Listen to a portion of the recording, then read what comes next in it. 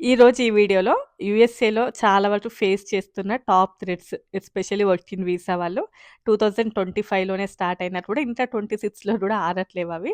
అవేంటి అనేసి నాకు అనిపించినవైతే షేర్ చేద్దాం అనుకుంటున్నాను. ఇన్ కేస్ మీకేమన్నా అనిపించినా తప్పకుండా షేర్ చేయండి. దీనివల్ల అందరూ సఫర్ అవుతున్నారు అంటే అలా ఏమీ లేదు. చాలామంది ఎవరి పనులు వాళ్ళు చేసుకుంటూ, ఎవరి బిజీలో వాళ్ళు ఉండిపోతున్నారు. బట్ జస్ట్ కొంతమంది అండ్ రెగ్యులర్‌గా మనం వినిపిస్తూ ఉన్నవి టాప్ ఫీలింగ్స్ ఏంటి అనేసైతే ఈ వీడియోలో షేర్ చేస్తాను. సో, ఇంకెవరైనా కొత్తగా మన ఛానెల్‌ని చూస్తుంటే తప్పకుండా సబ్స్క్రైబ్ చేసుకోండి. వీడియోకైతే లైక్ చేయండి. ఎవరికైనా యూజ్ అవుతది అనుకుంటే షేర్ చేయండి. సో, చాలామంది వీడియోస్ చూస్తున్నారు కదా! చూసిన ప్రతి ఒక్కరు ఒక చిన్న లైక్ ఇవ్వండి. న్యూగా చూస్తే తప్పకుండా సబ్స్క్రైబ్ అయితే చేసుకోండి. సో, ఇంకా టాపిక్‌లోకొస్తే ఫస్ట్ వన్ నాకు అనిపించింది ఏంటంటే anti Indian issues. Recent time లోపల చాలా వరకు కూడా ఇండియన్స్ మీద చాలా యాంటీగా సోషల్ మీడియా పోస్ట్ కానియండి, ఈవెన్ బయట ఎక్కడైనా అమెరికన్స్ కూడా చాలామంది వాలంటీర్‌గా వచ్చేసి అంటే ఇండియన్స్ మీదనే కానియండి, ఈవెన్ హెచ్-1బీ వర్కర్స్ మీదనే కానియండి, కొంచెం ఒక నెగటివిటీ ఇంప్రెషన్ అనేది చాలా వరకు ఏర్పడింది. సో, ఫస్ట్ వన్ వచ్చేసైతే ఎక్కువ మందికి ఉన్నదది. అది ఓన్లీ ఒక అమెరికన్స్ వాంటెడ్‌లీనే వచ్చి చేస్తున్నారా అనే దానికంటే కూడా ఎవరో కంప్లెయింట్ ఇవ్వడము, అదొక ఇండియన్స్ వేరే ఇండియన్స్ మీదనే కంప్లెయింట్ అండ్ ఎస్పెషల్లీ అంటే మన ఇంట్లో ఉన్న అంటే ఒక రూమ్‌లో ఒక 4 మెంబర్స్ స్టూడెంట్స్ ఉన్నారు అనుకుందాం. అందులోపల మనతో ఉన్న మన పక్క వాళ్ళే ఇస్తుండొచ్చు. బట్ అంటే మనకి ఏది కూడా తెలీదు కదా! బట్ అలాంటివి ఈ మధ్య కాలంలో చాలా వరకు యాంటీ ఇండియన్ ఇష్యూస్ రావచ్చు. ఈవెన్ ఇండియన్ టు ఇండియన్ ఇష్యూసే కావచ్చు. అవి ఎక్కువగా చూస్తూ ఉన్నాము. అది ఫస్ట్ వన్. ఈవెన్ మనం సోషల్ మీడియాలో చూసినవి, న్యూస్‌లో చూసినవి కూడా అన్నీ నమ్మలేము. ఫర్ ఎగ్జాంపుల్‌గా చెప్తాను. సరే సిట్యుయేషన్ వచ్చింది కాబట్టి చెప్తున్నాను నేను. 2 ఇయర్స్ బ్యాక్ నేను ఒక వీడియో చేశా.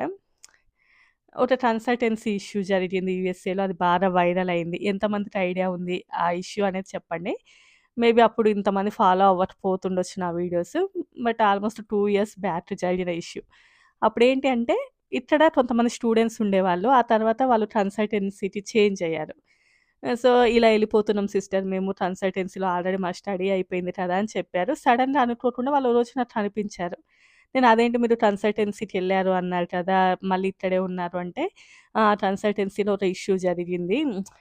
కొంతమంది కంప్లెయింట్ చేశారు. ఐ మీన్ వేరే కంట్రీ వాళ్ళు. అప్పటి స్టోరీ అంతా నేను చెప్పట్లేను. జస్ట్ షార్ట్ కట్‌లో చెప్తున్నాను. సో, ఇలా కంప్లెయింట్ చేశారు. సో, వాళ్ళని పోలీసులు అరెస్ట్ చేశారు. ఏంటి ఇంతమంది ఒకే ఇంట్లో ఉంటున్నారు అని చెప్పేసి అరెస్ట్ చేశారు అని చెప్పారు. ఇంక వాళ్ళ కన్సల్టెన్సీ నుంచి బయటికొచ్చేశారు. ఆ తర్వాత ఈ న్యూస్ అంటే అదెప్పుడైతే జరిగిందో, అది జరిగిన తర్వాత ఒక 3 మంత్స్ తర్వాత అమెరికన్ గవర్నమెంట్ రిలీజ్ చేసింది ఆ న్యూస్.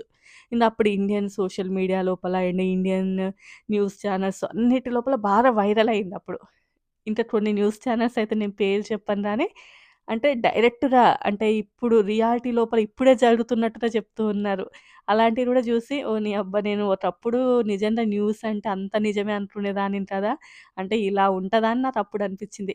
అందుకే నేను వచ్చిన ప్రతీది కూడా నమ్మను. ఒకటికి 2 సార్లు చెక్ చేస్తుంటే తప్ప. సో, ఇంక అప్పుడేం జరిగిందనేది నేను వీడియోలో చెప్పాను. ఎందుకంటే 3 మంత్స్ బ్యాకే జరిగింది. అప్పుడేం జరిగిందనేది ఆ కన్సల్టెన్సీలో ఉన్న స్టూడెంట్స్ నాకు చెప్పారు గాబట్టి, అదే నేను చెప్పాను వీడియోలో. సో, ఇలా జరిగింది అని జెప్పి.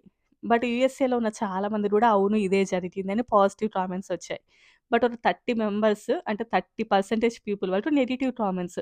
ఏమని అంటే, "ఆ పార్టీ వాళ్ళు నీకు బాగా తెలిసిన వాళ్ళు, ఆ పార్టీ వాళ్ళు నీకు చెప్పమన్నారు." అసలు ఏ పార్టీ? నిజం చెప్పాలంటే మాది తెలంగాణ. అక్కడ ఆ ఇష్యూ జరిగిన వాళ్ళు గూడా ఆల్‌మోస్ట్ తెలంగాణకు సంబంధించిన వాళ్ళే.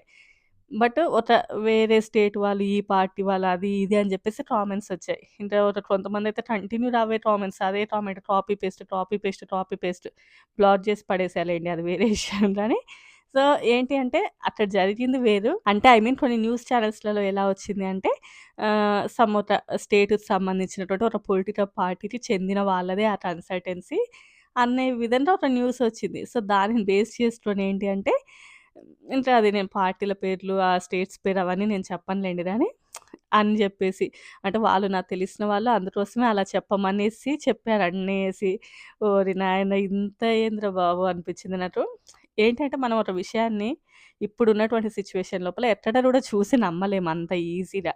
ఈవెన్ ఫర్ ఎగ్జాంపుల్ నేను ఒక వీడియో చేశాననుకోండి. ఒక న్యూస్‌లో వచ్చినటువంటి ఒక టాపిక్ ఉంటది. దాని ఎంత బ్యాక్ ఎండ్ ఏంటి? దీనికి ఎంత వరకు హెల్ప్ అవుతది అని జెప్పేసి ఈరోజు చెప్తాను. రేపు మళ్ళీ వేరే టాపిక్ ఇంట. టాపిక్ చేంజ్ అయిపోతది. బట్ ఇంక అదే పట్టుకొని సాగదీసి ఏదో మంచి పర్సనల్ గ్రడ్జ్ ఉన్నట్టుగా సో, అలా అయితే నాకు చెప్పాలనిపియదు.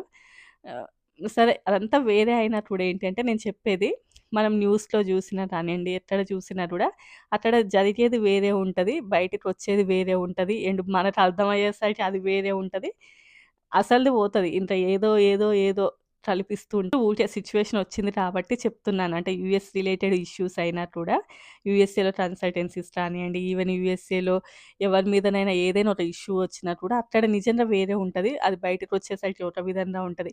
ఈవెన్ రీసెంట్ టైమ్‌లో కూడా ఒక ఇష్యూ బాగా వైరల్ అవ్వడము, అతన్ని డిపోర్ట్ చేసేసారు. ఆల్రెడీ డిపోర్ట్ అయిపోయారు. అతనేం డిపోర్ట్ అవ్వలే. హి స్టేయింగ్ ఇన్ యూఎస్ఏలోనే ఉన్నాడు. లీగల్‌గానే ఉన్నాడు. బట్ బయటకి మాత్రం డిపోర్ట్ అయ్యాడు, ఎళ్ళిపోయాడు అని జెప్పేసి. అంతే ఇంక మనం చూసినవన్నీ నమ్మి అవే నిజాలు అని అనుకోకూడదు. అందుకే చెప్తున్నాను. అండ్ నెక్స్ట్ వన్ వచ్చేసి ఏంటంటే H one B fraud and investigations. Recent time లోపల హెచ్-1బీ అంటే చాలా వరకు ఫ్రాడ్ అని జెప్పేసి దాని మీద చాలా వరకు ఇన్వెస్టిగేషన్స్. అందులోపల మెయిన్‌లీ ఏంటి అంటే ఆపరేషన్ ట్విన్ షీల్డ్ అని జెప్పేసి అండ్ క్లయింట్ సైట్‌కి వెళ్ళేసి అక్కడ విజిటింగ్ చేయడము. అండ్ నెక్స్ట్ వచ్చేసి థర్డ్ పార్టీస్ దగ్గర అక్కడ విజిట్. సో, ఇలా almost NTA notice to appear రావడము. ఇలాంటివి ఏంటి అంటే ఈ 2025లో బాగా స్టార్ట్ అయ్యి ఇంకా 26లో కూడా ఆగకుండా ఉన్నవేంటి అంటే అవి. అంటే ఎక్కువగా ఇన్వెస్టిగేషన్స్ అండ్ ఎక్కువగా ఫ్రాడ్ అనేసి వినేసి ఇవి జరుగుతూ అండ్ నెక్స్ట్ వన్ ఏంటంటే visa application backlog and delays. So, ఇవి ఎక్కువగా చూస్తూ ఉన్నాం. ఎస్పెషల్లీ హెచ్-4 ఈఏడీ ఉన్న వాళ్ళు ఎవరైతే ఉన్నారో వాళ్ళు కానియండి, ఈవెన్ హెచ్-1బీ ప్రాసెస్ ఎవరైతే చేసుకుంటున్నారో వాళ్ళది కానియండి. అంటే ఐ మీన్ ఎక్స్‌టెన్షన్స్‌కి వెళ్తున్న అండ్ రీసెంట్ టైమ్‌లో గవర్నమెంట్ షట్ డౌన్ అవుతూ ఉండడం చాలా వరకు కూడా డిఫరెంట్‌గా ఉండడం వలన చాలా మందికేంటంటే ప్రాసెస్ అనేది చాలా వరకు స్లో డౌన్ అవుతూ ఉంది. అండ్ చాలా వరకు రూల్స్ చేంజ్ అవ్వడం. ఎస్పెషల్లీ హెచ్-4 ఈఏడీస్ ఎవరైతే ఉన్నారో చాలా మందికి జాబ్స్ పోతూ ఉండడం. ఎందుకంటే ఈఏడీ లేకపోతే వర్క్ చేయలేము. అన్ని డేస్ మనకక్కడ జాబ్ ఉంటది అనే గ్యారంటీ లేదు కాబట్టి. So, based on that one so, అదొక మెయిన్ ఇష్యూ ఒకటి. అండ్ ఎవరైతే నార్మల్ ప్రాసెస్‌కి వెళ్తున్నారో వాళ్ళకి చాలా టైమ్ టేకెన్ పట్టడం. అండ్ ఆ తర్వాత ఆర్ఎఫ్ఈస్ ఎక్కువగా పడుతూ ఉండడము.